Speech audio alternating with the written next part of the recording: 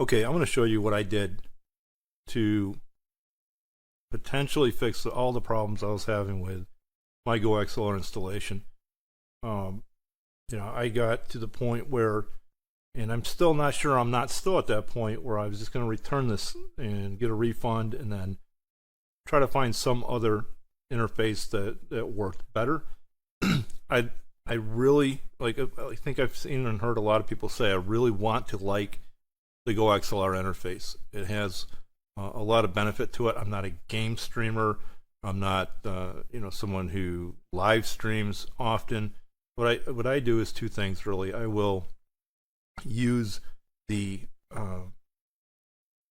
use recordings that I voiceover for demos that I put together for my job, and then I'll also use it for video and voice conferences, so Zoom or WebEx, etc., just to have better overall audio quality. And so it's important to me that the mute button works, that the levels work on it, and that I can be kind of assured that once I have my levels set and checked, and that are going to stay the same and not change, that once I've dialed in the EQ, if I'm going to use that quality stays the same, my voice doesn't get muddier and muddier. And that's what I was experiencing with the GoXLR. I've had it for only a few days now, but what was happening, it would sound great. This thing sounds really, really good when you've got it dialed in. And I find that right after a fresh install, it was staying dialed in, and I had it right where I wanted it. And then after an hour or 2 hours or 3 hours, it would start to drift. And I was kind of pulling my hair out, looking through the settings of both my Windows, so looking at the USB settings, at the power management settings, looking for processes like AV or anything that would be interfering or slowing it down, and then looking at the software itself. And the conclusion I came to was that the software, either GoXLR or some component that it relies on, there's some problem or bug in it. And then I saw in my system tray, and I'll show you, I can pull that up. So in my system tray, I found not only the GoXLR application when the application is running, but the GoXLR control panel. Now, the application, if you don't have one of these yet, it has to be open. The company says that everything, all the sound manipulation and the compression, EQ, gates, etc., that's all from the interface, the hardware device itself. And that's true from everything I can observe. However, you cannot get audio through your path to your final destination if the application isn't running.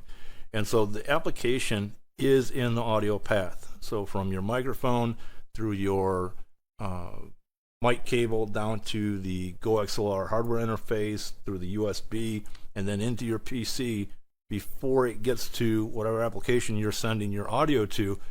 This application has some purpose. It stays in that path somewhere to do something, and I'm not 100% sure what that is, but it does present the ability for things to drift and get muddied and muffled and not where you want them. The other thing that I found is that sometimes when I start up the GoXLR interface, the hardware, and I have the mute button on, the channel's not muted, and there's no way to really tell that the channel's not muted unless you have a headset on and you're monitoring through the headset out jack on the hardware interface itself. The levels on that compared to the levels that you're recording at are nowhere near the same, and you're not hearing what you're recording. So you're hearing what is going into the interface directly from your mic, and then after the interface is done, the EQ and compression, but then it sends it over the USB to your PC, and that's where things get muffled. So if you're monitoring with a headset from the interface, it doesn't do you a whole lot of good. The only thing it could do for you, I think, is to let you know if when you have the mute button engaged for a channel, that channel is not actually muted. And I did see on some recordings, previous releases of the software, I would imagine the device itself looks the same, But on some previous release of software, that so if you're looking at the screen, this light bar series here that are on your sliders for your channel volumes, when you spoke or when there was audio going through that channel, these bars would kind of move up and down like a level meter, and that was, in my opinion, a good feature, because then you're getting a visual that, hey, I've got my channel muted, but I'm still seeing audio being recognized and measured on that channel. I wish they'd bring that back, because I think that would be a nice thing to have. So anyways, I digress. So I'll get back to where I was going with the purpose of this video. So if I look at the system tray here, I have both my app, but then there's this GoXLR control panel. If I open that up, what this is the ASIO configuration. So you have an ASIO driver, audio, source, input, output. And I'm not an expert in computer audio or audio in general, to be honest. What I did is I looked up, what is ASIO, ASIO, and apparently this is a way of kind of going around some of the Windows drivers directly to the hardware. So I think this is a more efficient path with less impedance between the interface and the actual sound card or the hardware that's on the PC itself. There are a lot of settings that I saw. I saw a few videos of this online and read some, and depending on whose interface you're using and which application you get exposed, some of these menu items look the same, but you may or may not have access to all of the configuration settings. So anyways, here we see buffer settings, right? Now the default for buffer settings when I've installed GoXLR software and the drivers is 512 samples. And then also safe mode was turned on, and I looked for safe mode. What is safe mode? I can't find it. To me, safe mode always sounds like slow mode. So why have safe mode on? I don't know. I don't know what it does. I turned it off. And then the 512 samples to buffer. The way I saw this described is that the higher you go in samples being buffered, the easier it is on your PC with the processor and the hardware to keep up. The lower you go, the less latency you have and better performance you get. And so what you should do, I believe, is play around with this and go 64, go 32, go 16. I went all the way down to 8 eventually. And if you can set it as low as you can, you know this by just every time you set it to a lower value, do some recording, have your PC doing typical operations that you would do during recording so you have a normal load on it. Then listen to it back. If you're not hearing a lot of clippiness or audio distortion or problems with that audio, then to me that's an indicator that your PC can handle that lower buffer for samples. And so that's what I've done. I turned off safe mode. I still don't know what it means. I haven't seen any ill effects for doing that. And I set it all the way down to this lowest value of a buffer size of 8 samples.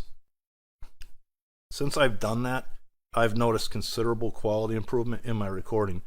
Now this recording is with a pencil mic that is a fair amount away from me, and I have my TV going right now. My furnace was on during this recording, so I am using a bit of a very mild sound gate, but it's more to keep my breaths hopefully from getting caught into this recording. This pencil mic has a supercardioid pattern, and it really blocks out the background noise well. When I was using the Blue Ember microphone, that sounded even better, right? So I could get this recording quality, I think, even better. But at the end of the day, if you have GoXLR and you're having a lot of issues with it, you can look at their videos. I went on to their support forum, which is kind of like an open source community feeling sort of thing that everybody has to get along, and you can't be frustrated with it, with the $270 GoXLR Mini you just bought not working. They actually banned me because I got a little frustrated, and I told the guy in not so many words that he was being kind of a jerk. And so don't do that, right? If you want to get continued support, don't make the moderators on that board at all upset, or you'll be banned apparently. But no big loss to me. I don't intend to have a product that I have to be forming deep and meaningful relationships with the support team over. in my home use, daily life. Not a big deal.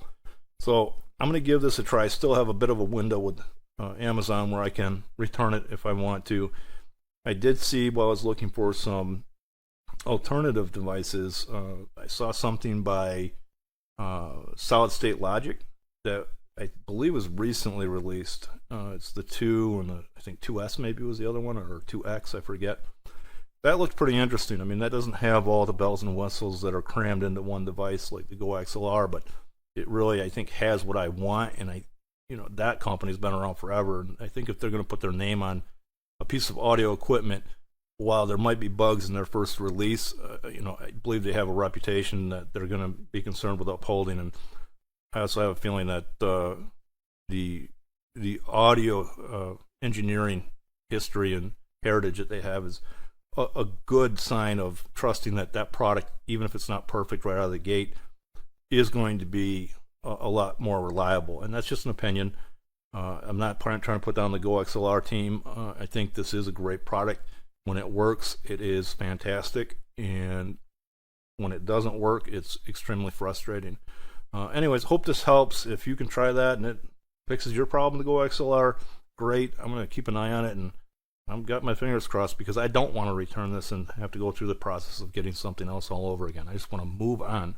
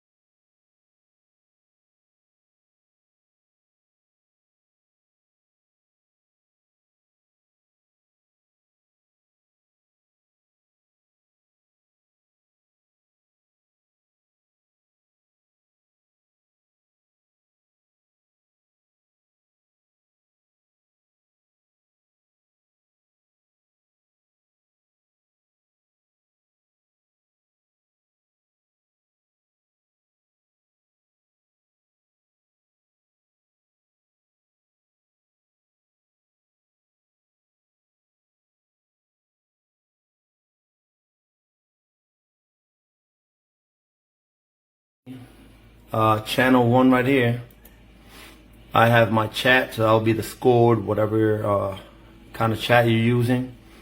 On slider 2, that's where I have the music, so that's everything that's coming from the PC itself. Now, my line in will be the chat or the audio coming from the PlayStation itself. And then we have the console itself on the last slider. That's what I want to output to the PlayStation itself. That's how I got my setup all together. Now, as you can see, you got more options. With the mute button, once you hit the mute button, you decide what you want to mute. That channel, the stream channel, whatever. Now, routing. Here go the 4 sliders on this side. You can see 4 sliders, and you decide how you want to set it up. For example, on my headphones, I want everything. I want to hear everything on my headphones, right? If I'm broadcasting, streaming, so I want my mic to be heard. I want my music, which is my PC, if I want to put music. My console, if I want the game, the PlayStation to actually pass through on the stream, that will be that. And that's it. That's what I got for streaming. My line out will be only my mic. Why? Because it's going straight to the PlayStation 5. My mic only is going to the PlayStation 5. And on my chat, it line in. So, sampler, obviously all the nice buttons are here. So all my samplers. So that's basically why this is the best thing ever right now.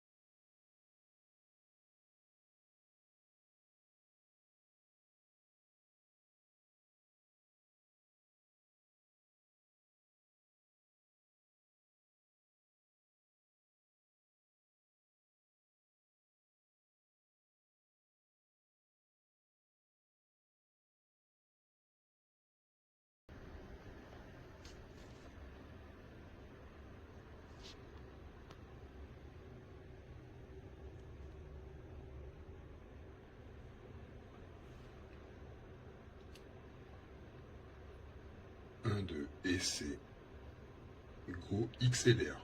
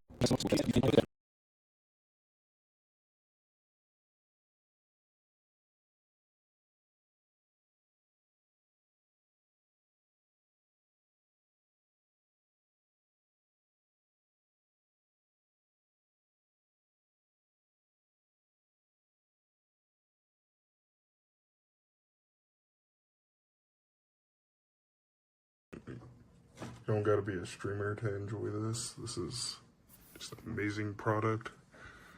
I don't know if you can hear it, but keybind, different things. It's amazing. The color's red because my theme's red, but this thing's amazing.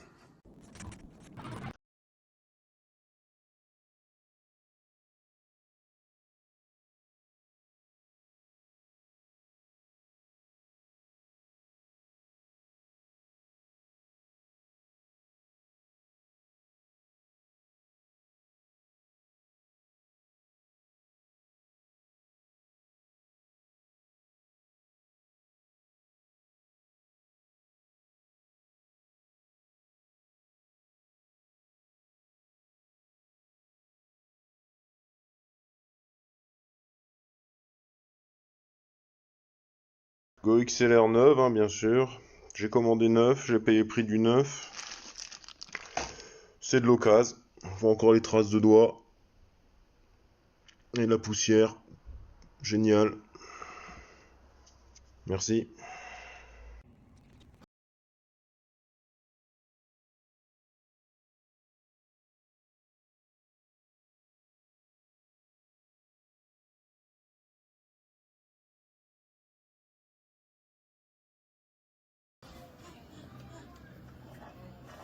Now we can actually hang out here in the office. Oh, all right. It's one of the safest places to be in the whole entire restaurant. Well, you know, whenever the doors are closed.